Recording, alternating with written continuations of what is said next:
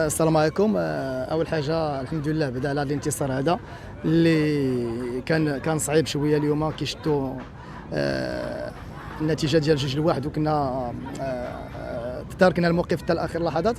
حنا كنا عارفين هذا السيناريو هذا نظرا للتوقف ديال اللي عرفته البطوله لمده اسبوعين.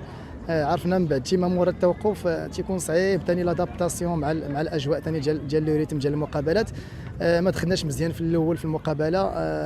عطينا بزاف ديال الفرص ليكيب ادفيرس انها تثق في راسها. ما حاولناش في الاول نخنقوهم. كانوا البنات شويه كي قلنا ما دخلوش مزيان في الماتش.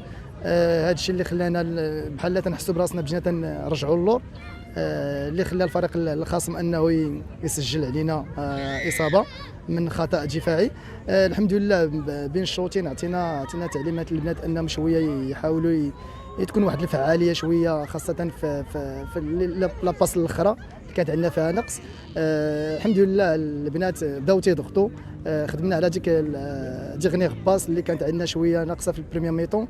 تأتنا سجلنا 2 الاهداف الحمد لله واخا جاو متاخرين، ولكن الحمد لله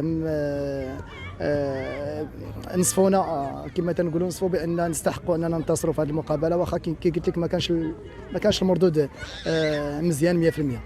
وان شاء الله كي قلنا دابا كما تتعرفوا هذه الامطار الاخيره البطوله تتعرف شويه الضغط شويه علينا بحكم دابا ولات واحد ولينا شبه مطلوبين باننا ان شاء الله نحققوا لا مونتي. ولينا دابا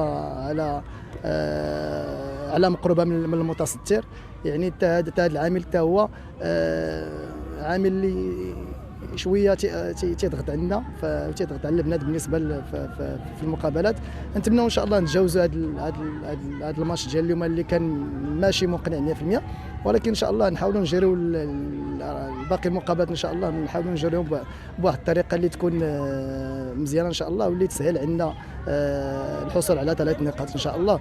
وكما قلنا حنا دابا لاعبين على لوبجيكتيف ديالنا الثاني. لوبجيكتيف الاول كان هو البقاء، الحمد لله راه حققناه. دابا لوبجيكتيف الثاني راه تقريبا بدا من هذه الدوره هذه ديال لا مونتي ان شاء الله.